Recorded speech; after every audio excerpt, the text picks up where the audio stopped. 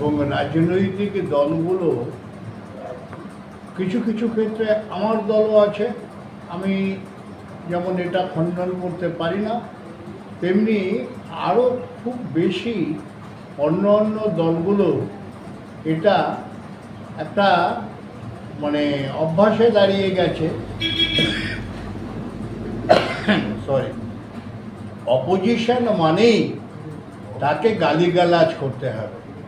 এটার কোনো মানে হয় না, এটা করা উচিত না। তার কারণ আমরা আমাদের রাজনৈতিক দলের কর্মীরা আমরা আমাদের উন্নয়নের কথা আমরা গত 5 বছরে যা করেছি এ কথা যদি মানুষকে শোনানো যায় বা মানুষকে বলা যায়, তাহলে মানুষ নিশ্চিতভাবে আরও বেশি করে তারা এই রাজনৈতিক সভাগুলোতে আসার দিকে আরও বেশি মন